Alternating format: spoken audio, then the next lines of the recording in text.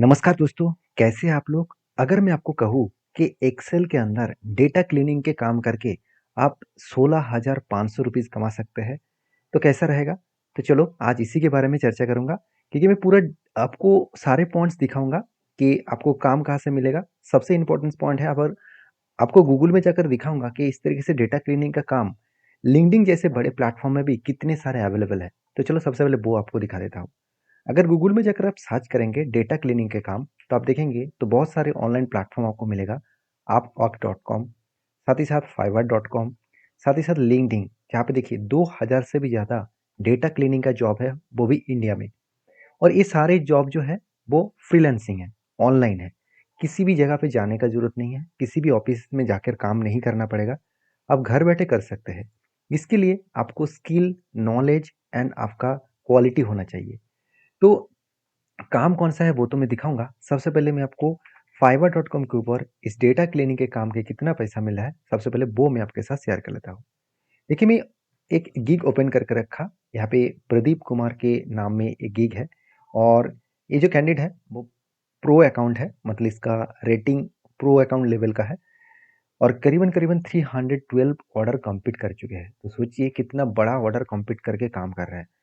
तो इनका कहना है कि मैं बेसिक जो काम करता हूँ डेटा क्लीनिंग का एंड फॉर्मेटिंग का, उसके लिए मैं 16,150 रुपीज़ चार्जेस लेता हूँ और स्टैंडर्ड अगर काम मिले तो उसके लिए 21,500 रुपीज़ ले लेता हूँ और प्रीमियम पैकेज के लिए 32,300 रुपीज़ तक ले लेता हूँ।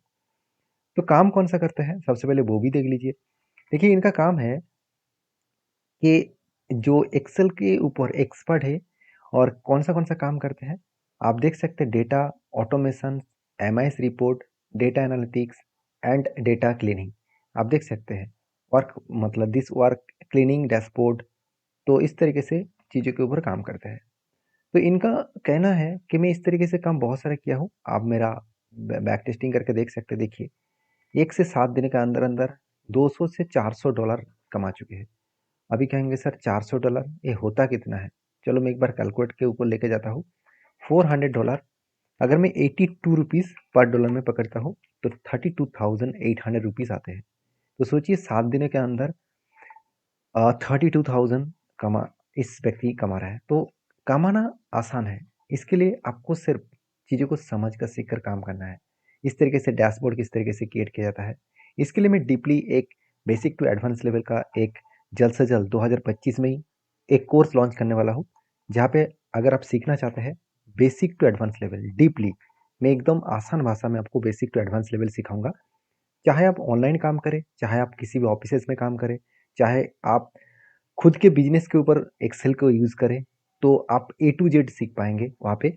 तो जल्द से जल्द वो आने वाला है क्योंकि बहुत सारे लोगों ने कमेंट्स भी किया कि सर जल्द से जल्द वो कोर्स लॉन्च करिए। तो मैं आपको कमेंट कर चुका था कि 2025 में ही शायद जनवरी मंथ में ही लॉन्च होने वाला है, तो इसके लिए इंतजार करिए।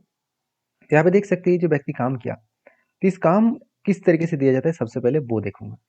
तो आपने यहाँ पे देख चुके हैं फाइबर में इस तरीके से काम मिलता है। हाँ, बहुत सारे लोग मुझे कमेंट्स भी करते हैं कि fiverr.com में सर पैसा लेते हैं काम पाने के लिए।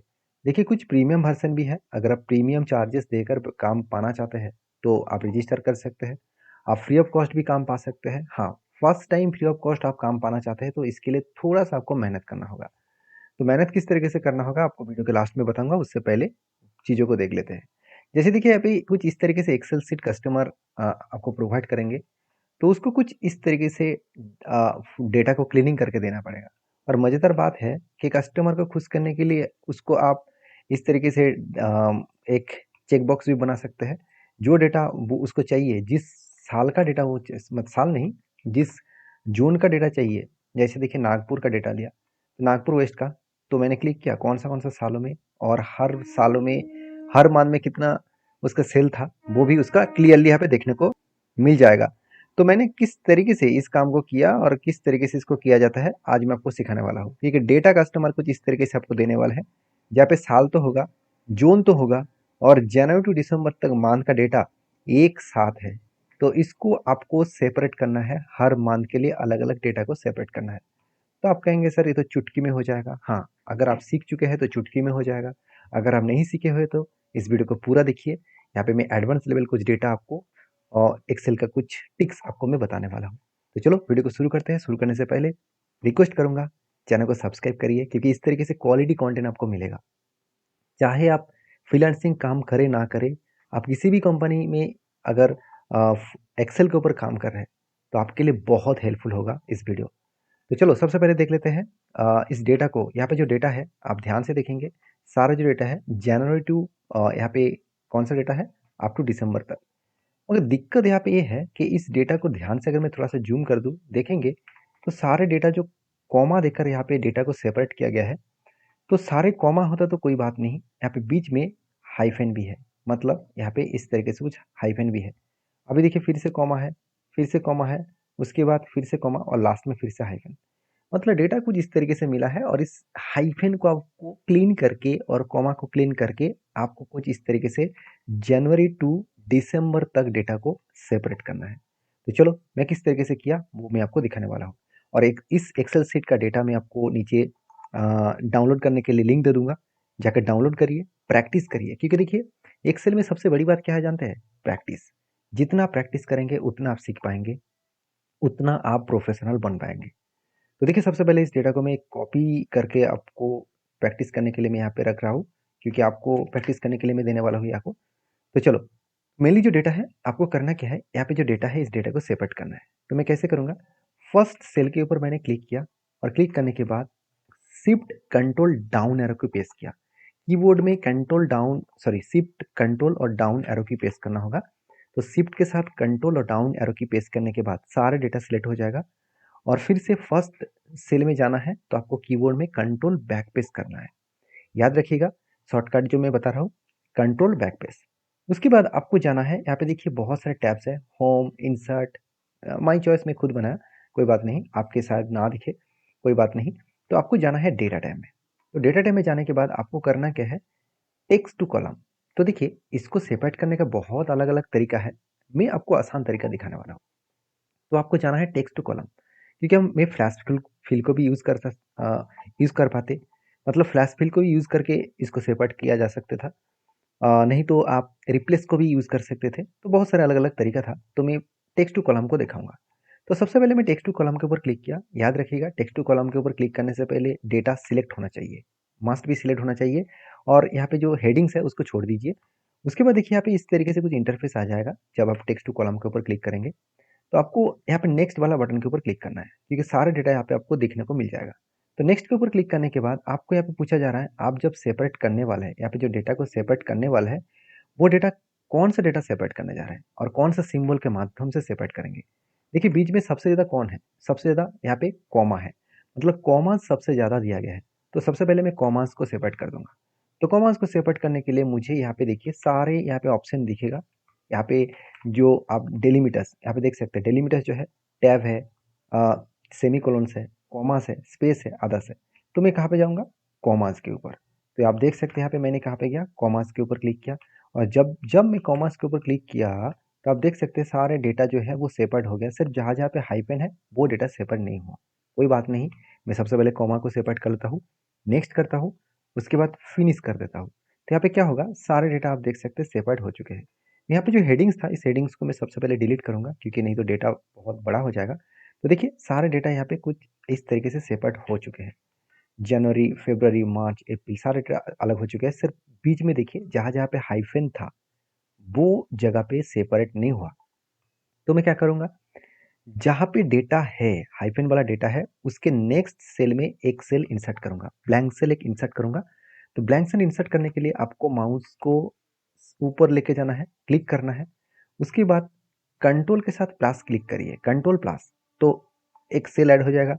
आप राइट क्लिक करके भी इंसर्ट कर सकते हैं, नहीं तो आप होम में जाकर भी यहाँ से देख सकते हैं इंसर्ट ऑप्शन है, तो यहाँ पे भी जाकर इंसर्ट क्लिक कर सकते हैं, तो इंसर्ट हो जाएगा। अभी इस डेटा को फिर से सिलेक्ट करना है, जो डेटा के बीच में हाइफन है। तो फिर से मैं इस डेटा को सिलेक्ट कर लिया, शिफ्ट कंट्रोल डाउन एरो की मतलब शिफ्ट कंट्रोल डाउन एरो की के माध्यम से। उसके बाद कंट्रोल के साथ बैक किया। तो जब मैं थोड़ी मैं फिर से एक बार सिलेक्ट कर लेता हूँ। हाँ, अभी देखिए सिलेक्ट करने के बाद मैं क्या करूँगा, शिफ्ट कंट्रोल डाउन एरो की और कंट्रोल माइनस, तो फर्स्ट सेल में आ गया। अभी जाना है फिर से मुझे डेटा टाइप में और फिर से कॉलम टेक्स्ट टू कॉलम में जाना है अभी देखिए मुझे नेक्स्ट करने के बाद यहाँ पे देखिए मुझे कॉमा से सेपरेट नहीं करना है, मुझे क्या चाहिए हाइफन। तो अब देखिए जो आदर्श वाला सेक्शन है यहाँ पे मैं क्या डाल दूंगा, हाइफन डाल दूंगा। तो इस आदर्श सेक्शन में मैंने हाइफन डाला और देखिए ऑटोमेटिकली सेपरेट हो चुके हैं। उसके बाद नेक्स्ट करना है, फिनिश कर देना है। देखिए सेपरेट हो चुके हैं। और लास्ट का जो डेटा है इसको भी मुझे सेपरेट करना है। मुझे इंसर्ट तो ब्लैंक कॉलम नहीं चाहिए क्योंकि ऑलरेडी ब्लैंक कॉलम है, तो इसलिए मैं ब्लैंक कॉलम ऐड नहीं करूंगा। सर मैं डेटा को सिलेक्ट करूंगा, उसके बाद टेक्स्ट टू कॉलम में जाऊंगा और यहाँ पे नेक्स्ट करूंगा। और ऑलरेडी तो हाइफन है, नहीं होता तो मैं डाल देता, नेक्स्ट करके फिनिश कर दूंगा। तो देखिए सारे डेटा अलग हो चुके हैं। अभी मुझे सिर्फ शॉर्ट फॉर्म लिखना है इसका मंथ के नाम। तो मैं यहाँ पे क्या करूंगा, लिखूंगा जैन, उसके बाद टैब प्रेस करना और जैन को आप सिलेक्ट करके यहाँ से ड्रैग कर सकते हैं, लास्ट तक ड्रैग कर दीजिए, ऑटोमेटिकली सारे नाम यहाँ पे आ जाएगा। मैंने क्या किया, जैन को सिलेक्ट किया, माउस इस कॉर्नर में लेके गया, जस्ट इस कॉर्नर में लेके गया और उसके बाद इसको ड्रैग कर दिया। इसको ये जो फॉर्मूला है ऑटोमेटिक वो रन कर जाएगा। तो यहाँ पे जैन टू दिसंबर डेटा तो यहाँ पे ऐड हो चुके हैं। अभी इस डेटा को थोड़ा सा मैं अरेंज करूंगा। अरेंज कैसे करूंगा, पूरा डेटा को मैंने इस तरीके से सिलेक्ट किया, किसी भी एक सेल के ऊपर डबल क्लिक कर दिया तो ऑटोमेटिक अरेंज हो गया। मैं थोड़ा सा बड़ा कर दूंगा क्योंकि थोड़ा सा स्पेस होना अच्छा लगेगा। तो ये तो मेरा डेटा टोटली हो चुके हैं। अभी मुझे क्या करना है, कुछ इस तरीके से इंटरफेस को बनाना है। तो इस तरीके से इंटरफेस बनाने के लिए मुझे किसी भी एक सेल के ऊपर क्लिक करना है, कीबोर्ड में कंट्रोल ए पेस्ट करना है। कंट्रोल ए पेस्ट करने का मतलब है जितने सारे डेटा है वो ऑल सिलेक्ट हो जाएगा। देखिए वीडियो थोड़ा सा लंबा हो रहा है, क्षमा चाहता हूँ, फिर भी आपको सिखाने के लिए मुझे धीरे धीरे बोलना पड़ेगा क्योंकि मैं फास्ट बोल दूँ तो आप सीख नहीं पाएंगे। तो अगर वीडियो मेरा अच्छा लगता है आपको प्लीज़ लाइक करना, अगर अच्छा लगता है तो देखिए पूरा डेटा को मैंने सिलेक्ट किया, इंसर्ट में गया, उसके बाद देखिए टेबल ऑप्शन दिखेगा, तो टेबल के ऊपर क्लिक कर देना और यहाँ पे देखिए माई टेबल हैज हेडर, इसको चेक ऑन रखना, ऐसे नहीं कि चेक ऑफ कर देंगे, इसको ऑन रखना, उसके बाद ओके कर देना। तो देखिए कुछ इस तरीके से इंटरफेस आ जाएगा। आपके अकॉर्डिंग आप इस टेबल को कलर दे सकते हैं। आप यहाँ पे डिजाइन सेक्शन में जाकर आपके अकॉर्डिंग आप किसी भी कलर किसी भी डेटा को किसी तरीके से सजा सकते हैं। तो ये आपके ऊपर डिपेंड करेगा आप किस तरीके से इसको मतलब प्रेजेंटेशन करना चाहते हैं। तो मैंने कुछ इस तरीके से किया। उसके बाद एक नंबर जो सेल है, इस सेल के ऊपर माउस के ऊपर क्लिक किया, तो एक का जो सेल है, एक नंबर का जो सेल है पूरा सिलेक्ट हो गया और उसके बाद राइट क्लिक करके इंसर्ट कर दिया।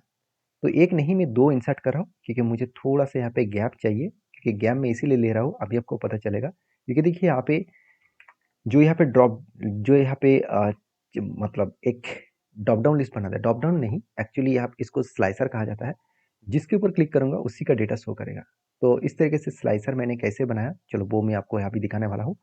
कस्टमर का ये डिमांड नहीं था, फिर भी कस्टमर के ये मैंने इसलिए बना के दिया क्योंकि प्रेजेंटेशन अगर अच्छा कस्टमर को करके दे, कस्टमर का एक रिक्वायरमेंट था कि अगर सेपरेट किया जा सकता है तो अच्छी बात है। तो इसलिए मैंने क्या किया, जस्ट इस टेबल के ऊपर क्लिक किया। क्लिक करने के बाद आपको जाना है डिज़ाइन टैब में, उसके बाद आपको एक ऑप्शन दिखेगा इंसर्ट स्लाइसर। तो इंसर्ट स्लाइसर के ऊपर क्लिक करना है, यहाँ पे सारे डेटा हेडिंग्स आपको दिखेगा, जितने सारे हेडिंग्स है।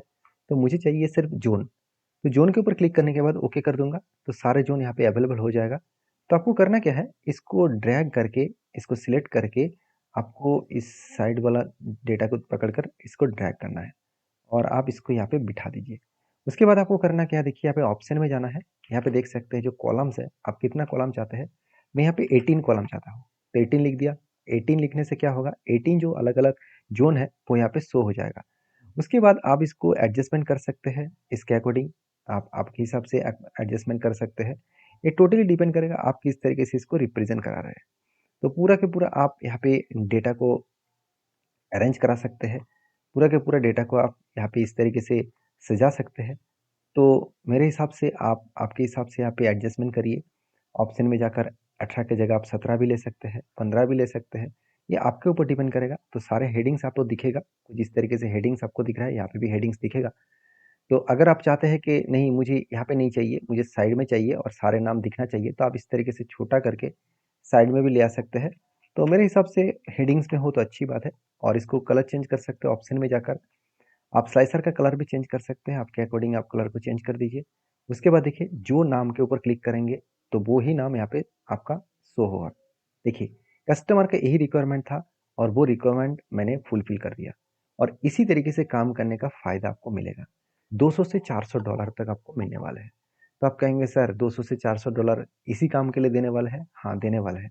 डेटा कुछ 100-200 का डेटा नहीं होगा, करीबन 1 लाख का भी डेटा हो सकते हैं, 2 लाख का भी डेटा हो सकते हैं। तो बहुत सारे बड़े से बड़े काम दिया जाता है। तो मेरे हिसाब से चाहे वो 100 का डेटा हो, चाहे वो लाखों का डेटा हो, तो अगर आपको प्रोसीड्योर पता है, अगर आपको करने का तरीका पता है, तो आप ईज़िली आसान तरीके से कर सकते हैं। तो मैं प्रैक्टिस के लिए इस फाइल को आपको शेयर करूँगा। आप इस तरीके से काम पाने के लिए आप मुझे फॉलो करिए, चैनल को सब्सक्राइब करिए और हाँ, इस तरीके से काम पाने के लिए आपको अच्छी तरीके से गिग बनाना पड़ेगा। इन्होंने जिस तरीके से गिग बनाया इसीलिए उनको 312 ऑर्डर्स मिले। तो सोचिए अगर 312 ऑर्डर्स 312 ऑर्डर्स अगर हर ऑर्डर का प्राइस मान के चलिए 20,000 भी हो तो कितना पैसा कमाया? करीबन 62 लैक्स के आसपास। तो पैसा कमाना अ, इस एक्सेल को सीखकर आसान है और जितना आसान आप सोच रहे हो उतना आसान भी नहीं है। आपको इसलिए सीखना पड़ेगा, डीपली सीखना पड़ेगा। फिर इसलिए fiverr.com साइट के ऊपर आप रजिस्टर कर सकते हैं और साथ ही साथ peoplepower.com, साथ ही साथ upwork.com, ये कुछ प्लेटफॉर्म है। इस प्लेटफॉर्म को आप यूज़ करके फ्रीलांसिंग काम शुरू कर सकते हैं।